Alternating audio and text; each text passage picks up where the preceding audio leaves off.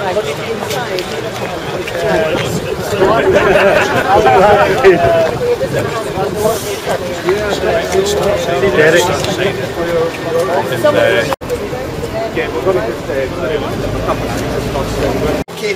brothers and sisters, if I can just call things to order. My name's Jerry McMahon.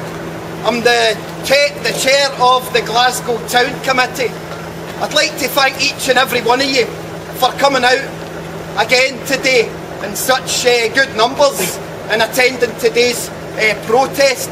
I think what we've seen today is another extremely well supported strike, certainly in the Glasgow area, and I'm sure John in a couple of minutes will complete the picture across the rest of the UK. I managed to get some brief information from some of the pickets prior to the demonstration starting today, just to give you a flavour. In my own office in Bridgeton Job Centre Plus, the office is closed for business today. Easterhouse Job Centre Plus, again, that is the case. And DVLA in Glasgow, 95% of the membership are out on strike. Of the 75 administrative officers employed in that building, not a single one of them turned up for work today. And Portcullis House for the HMRC, again, we're reporting a very, very strong support. And my understanding from our brothers and sisters in HMRC East Kilbride is even more workers were out on strike than the strike that we had on the 8th and 9th of March. I think that gives us a crystal clear message that our members are with us. They understand the scale of the attack that's ahead of us. They understand that redundancies and privatisation is very much a real threat, and that's why they've been with us yet again in huge numbers.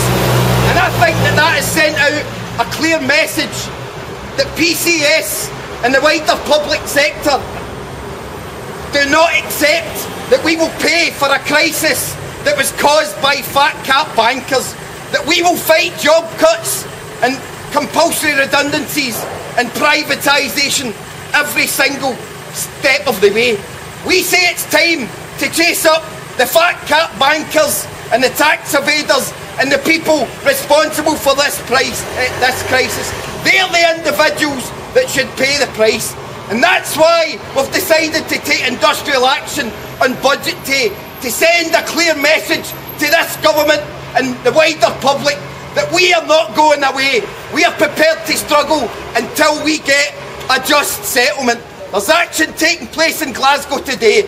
There's also a demonstration taking place outside the Houses of Parliament in Westminster. And there's further action taking place at the home of Alistair Darling. So we're very much taking the message out there that this union are up for the struggle, and we'll fight till we get a just settlement for members. And I just want to introduce, first of all, the National Executive Committee Speaker, John Jamieson, who will give us a very brief update on the wider picture across the entire union. John.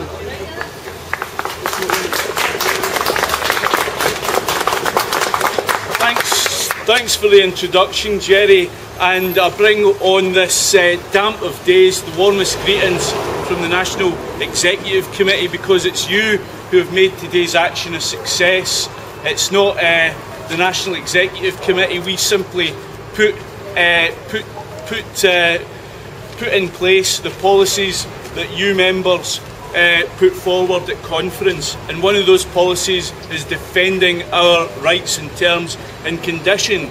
Today's strike action is about defending redundancy payments, but more than that, it's about defending jobs and defending public service and showing government that they, and by the way the next one, whoever that may be, that they cannot unilaterally tear up the contracts of civil servants. The action, as far as I've heard, has been well supported across the country. Even the Met Police have been involved in industrial action, and there have been massive pickets outside the Commons. I haven't got too much information in terms of that. We are getting very good media coverage though. I've not had a chance to sit at the telly. I've been, like yourselves, I've been on picket lines all day. However, the Scottish Parliament has let us down a bit in respect that MSPs whose MPs have subscribed to the remarkable 164 who have signed up for the early day motion to oppose changes to the Civil Service Compensation Scheme, that they've decided to cross the picket lines at the Parliament and go in and do business. And the only thing I can say for that is it is an absolute shame, but it is also indicating an almost schizophrenic position in terms of the way they are dealing with policy in the civil service, and that is shameful. What I say to them is, get your act together and get around the negotiating table to discuss these issues with civil servants. This strike is, Gordon Brown has stated that he intends to make £500 million in savings. Well, I don't see it. You get rid of 25,000 civil servants in HMRC by 2011, which is their stated intention. You get rid of them and it knocks £20 billion off the public purse. Now that's not saving money, that's putting the entire public services in further jeopardy than it is currently.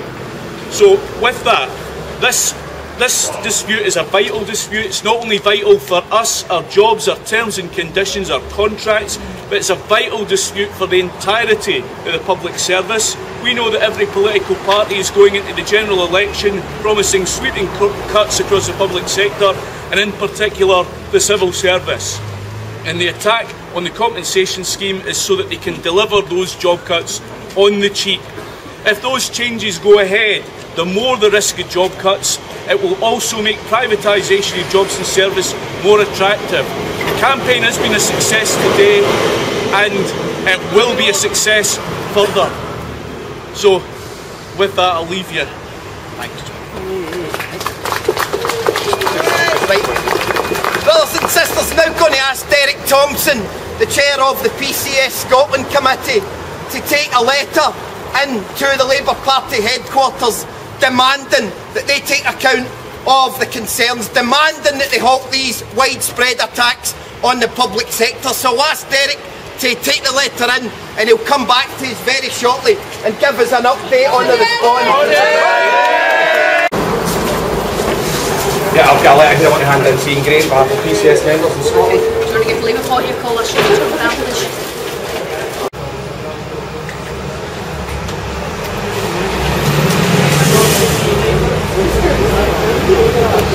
Surely this Labour Party says she'll take it from you.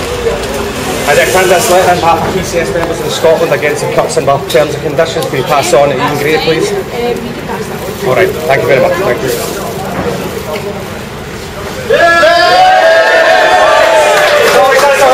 I hope you take cognizance of what we're actually saying here today. This is your terms and conditions getting ripped up, retrospectively ripped up. We want negotiation, not impositional, of your terms and conditions getting ripped up. Today was excellent. Keep the fight going and we'll win this fight if we keep going. Thanks very much.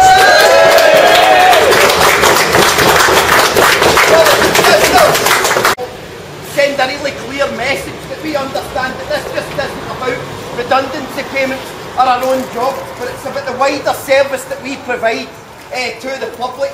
So I think we should descend en masse, perhaps to the bottom of Buchanan Street. Even if people can only leaflet for a short period, that would be excellent. Brothers and sisters, happy with that? Yeah. Let's go for it.